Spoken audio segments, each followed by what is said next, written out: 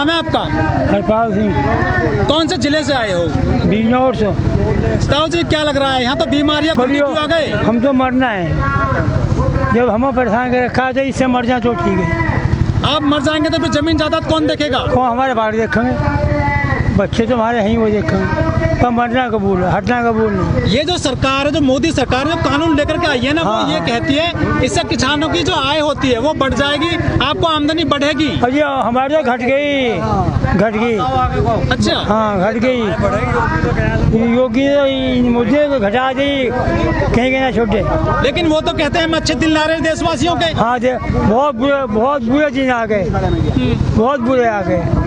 हाँ अच्छे नहीं है, बुरे आ गए, बुरे आ गए। सरकार अच्छी ना है ना, बहुत बुरी सरकार, गद्दार, झूठी है। हाँ झूठी कैसे? वो जो मैनिफेस्टो में जो लाए थे राम मंदिर उन्होंने बना दिया है। झूठी नहीं, कहना कुछ करा कुछ झूठे। आप देखो खड़े हो हमारा बात, हमारे बालक हो, और जब तब हमसे झूठे बोलो तो हम तुम्हें क्या कहेंगे?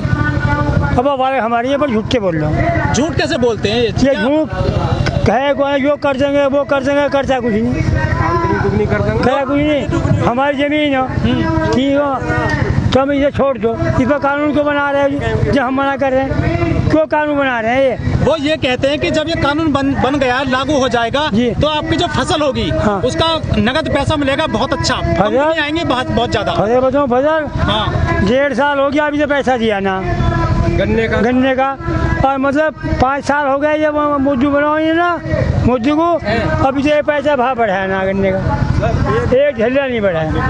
तो बताओ हमारा फसल आप तेल कहाँ पहुँचा दिए? आपको बताऊँगा कहाँ पहुँचा दिया, बताओ हम क्या करके खाओगे? पैसा मिल नहीं रहा हमारा। वो कह रहे हैं महंगाई हो रही है लेकिन देश तरक्की तो कर रहा है, देश आगे बढ़ रहा है। अच्छा वो बढ़ा, जो हमारे साथ बढ़ना है उनका बढ़ रहा होगा, हमारा किसान तो बढ़ना है। अपने बालक पढ़ाओ, कैसे करो, क्या करो? वो कह रहे हैं कि देश मजबूत हाथों में है मोदी जी के। हाँ उनके मजबूत होगा, हमारा तो मजबूत है नहीं। नौकरी मिल रही है कुछ बच्चों को? कुछ नहीं मिल नहीं रही, पढ़े लिखे होते हैं एमबीए कोई नहीं मिल रहा, बैठे घर। लेकिन मोदी जी ने कहा था कि हम जो है हर साल 2 करोड़ लोगों को रोजगार देंगे। हाँ दिया होगा, आपको पता होगा कितना रोजगार मिला, तो आपको पता होगा। झूठ बोलते हैं क्या मोदी जी? देख लो बस, आप तो मुझसे समझदार है, पढ़े लिखे बारे में मैं पढ़ा हूँ, लेकिन कितना रोजगार दे रहे हैं? ताऊ जी योगी मोदी बहुत मजबूत नेता है देश के। मजबूत, बिल्कुल मजबूत। अमित शाह जो वो इनसे ही मजबूत है। अच्छा हाँ अमित शाह पैसा बहुत है। जो लोग हैं हमारे देश के वो ये कहते हैं कि मोदी जी से पाकिस्तान डरता है, हाँ बांग्लादेश डरता है, बिल्कुल डरो, और आतंकवादी भी डरते हैं। यो क्या बोलते यहाँ के गए ना हिंदू और मुस्लिम चला दें। अच्छा वो चलाए और लोग राजा मुसलमान तुम्हें मार देंगे, मार देंगे, यो कह दें। अच्छा ताऊ जी आपकी उम्र करीब 80-90 साल तो मेरी तो भैया 94-95 साल की। एक बार बताओ। 95 साल की। हाँ ठीक है। हाँ। राष्ट्रपति हिंदू है, प्रधानमंत्री हिंदू है, चीफ मिनिस्टर हिंदू है, सारे जज भी हिंदू हैं, तो फिर ये खतरा किससे है? सब कुछ तो हिंदुओं के हाथ में है नहीं, तो खतरा किससे? हम खतरे में कैसे? हम तो खतरा है नहीं, खतरा होगा तो उन्हें होगा। किनको? मोदी सरकार को। मोदी सरकार उन्हें होगा सरकार। मोदी जी की 56 इंच की शादी अब तो वही तो मार रहे हैं, अब हम जो जूझू करके किसान को वही मार रहे हैं बस। लेकिन वो ये कहते हैं कि किसानों को बहका दिया है दूसरी पार्टियों ने। को किसानों को नहीं बहकाया, किसानों को बहका दिया, पहले इन्होंने भगा दिया, सरकार ने किसान को भगा। ताऊ जी कुछ लोग कहते हैं कि ये जो सरकार है, जो भाजपा सरकार है, ये सरमाहीदारों की सरकार है। हाँ सही मानते हैं आप? बिल्कुल मानते हैं, ऐसे ही कहते थे हमारे बड़े बुढ़े भी, ऐसे ही कहते हैं ये मालदारों की है। जोर से बोलो। तो फिर आपने वोट क्यों दिया इसको? वोट दिया जब लोग में आ गए, लोग में ये अच्छा काम करेंगे। आपको सिलेंडर मिलता है? मिल रहा, वो भी मिला, पहले 5 में अब जब मिला 8 में, 800 में, और पहले छूट गया, छूट भी ना। सिलेंडर फ्री मिला था आपको? 5 में मिला, 500 में। 500 में? हाँ। अब कितने का मिल रहा है? 800 में, 850 में। तो पैसे बढ़ गए आपके? चलो कहाँ से आए आप? आ जाए भैया मैं यूपी में इटावा सुनाओ। सही है। अच्छा मैं इटावा से। हाँ देवेंद्र यादव तो दिल्ली इटावा। देख लिया अब आपने? भैया दिल्ली तो हमारी बहुत पहले से देखी हुई है, लेकिन दिल्ली के देखने की नज़रें अलग थी और नज़रिया अलग रहे। अभी तो यादव बेल्ट से हैं, जहां मुलायम सिंह जी काफी मजबूत स्थिति में है, विधायक भी उनके हैं, सांसद भी उनके हैं, एक पूरी बेल्ट है मजबूत, यादव बेल्ट कहा जाता है। तो आपको भी दिल्ली आना पड़ा है? भाई साहब सच्चाई ये है कि इसमें मुलायम सिंह की बात नहीं है। इसकी कंडीशन, आज देश की कंडीशन इस तरीके से फंस गई है कि देश बेचा जा रहा है। मुलायम सिंह इस तो छोटी चीज़ है, पूरा देश मिलके इन लोगों की जो नीतियाँ रीतियाँ बनी हैं, उन नीतियों के ऊपर पूरा देश अचंभे में है। आज आप देख रहे हो कि पिछले टाइम पे आरएसएस और बीजेपी की जब सरकार थी तो सारे लोगों की नौकरी पेंशनें खाली गई थी, किसी को पेंशन नहीं दी गई।